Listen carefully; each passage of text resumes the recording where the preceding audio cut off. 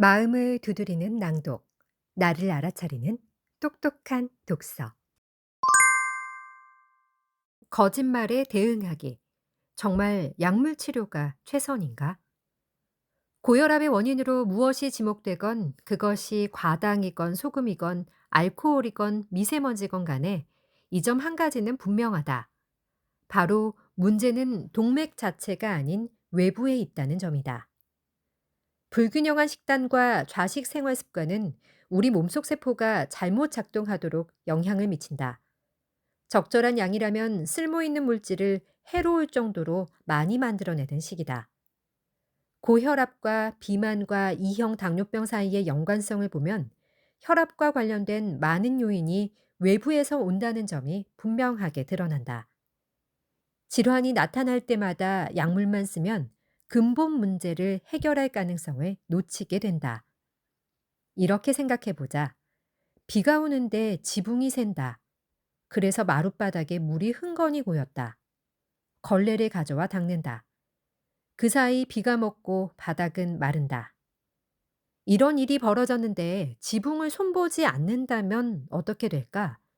비가 올 때마다 걸레질을 해야 한다. 그동안 지붕과 벽에는 누수 피해가 쌓인다. 이내 곰팡이가 핀다. 이대로 내버려 두면 물이 새는 부근 전체를 재건축해야 할 수도 있다. 고혈압 약을 먹는 해법은 말하자면 바닥의 물을 닦는 수준이다. 대개가 그렇다. 근본 문제를 해결하지 못할 가능성이 크다. 그러면 심각한 손상이 차곡차곡 쌓여 도저히 어떻게 해볼 수 없는 지경이 된다. 고혈압 하나만으로도 나쁜데 더 포괄적인 신진대사 문제가 드러낸 증상으로 고혈압이 나타난 것일 수도 있다.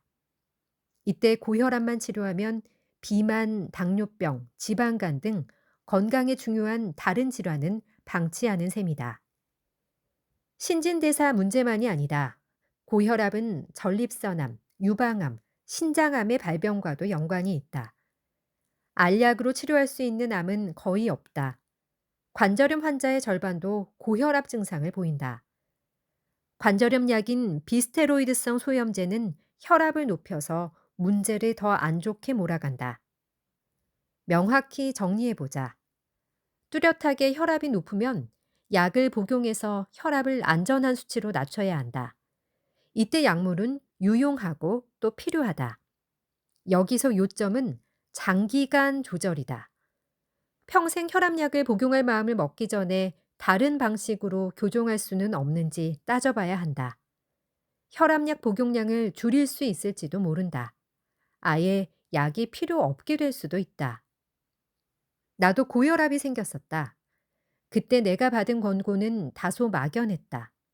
식생활 관리하고 소식하고 운동하라였다. 진짜 권고는 약을 먹으라는 거였다. 그래서 한동안 복용했다. 혈압은 내려갔다. 하지만 생활 습관을 바꾸지 않은 탓에 근본 문제는 그대로였다.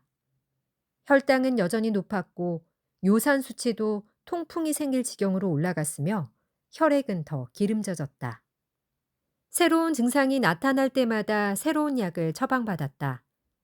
이런 해법은 전부 고혈압 약과 마찬가지로 대증요법이지 근원을 다스리는 치료가 아니었다. 이럴 때는 생활 습관을 이전과 다르게 바꾸는 것이 원인 요법이다. 약물에 의존하는 방법보다 더 현명한 조치는 생활 습관을 바꾸는 것이다. 지방간을 피하고 싶으면 달지 않게 먹는다.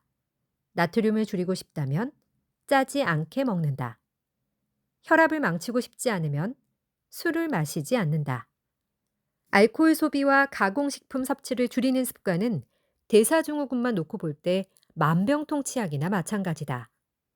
물론 신체 활동과 수면도 무시하면 안 된다. 근육 조직은 열량을 빨리 태우므로 운동은 몸을 건강하게 유지하는 좋은 방법이다. 매주 며칠을 하루 30분씩 걷는 정도로 부담 없이 시작하면 좋다. 하지만 이런 간단한 지침조차 알려주는 사람이 없었다. 의사들이 사실을 숨겨서가 아니라 의료 체계가 이런 메시지를 효율적으로 전달할 수 없게 잡혀 있다. 현재 의료 체계는 좋지 않은 생활 습관을 효과적으로 교정하기보다는 약물을 제공하고 수술을 받게 하는 데 집중한다. 가장 나쁜 점은 의사들이 시장 논리를 좇는다는 것이다. 환자는 의학적으로 빨리 해결하기를 원한다. 만약 의사가 그렇게 해주지 않으면 다른 의사에게 가면 그만이다. 게다가 환자든 의사든 문제를 찬찬히 의논하지 않고 속전속결로 처리하려고 든다. 한 번 내원할 때 걸리는 평균 진료 시간은 기껏해야 17분 24초다. 환자는 무슨 약을 먹으면 되는지 궁금하고 의사는 필요한 처방을 내어준다. 문제는 약을 먹으면 증상이 나아진다는 점이다. 당장 고통을 멈춰주기에 역설적이게도 그 고통의 원인을 다스리는 치료에는 손대지 않게 된다. 진짜로 해야 할 일은 생활 습관을 바꾸는 것인데 대부분의 환자들에게는 그러기가 참 버겁다. 그래서 손쉽게 생활 습관을 바꾸는 방법을 이 책 후반부에 소개할 생각이다. 적어도 이전보다는 쉬워질 것이다.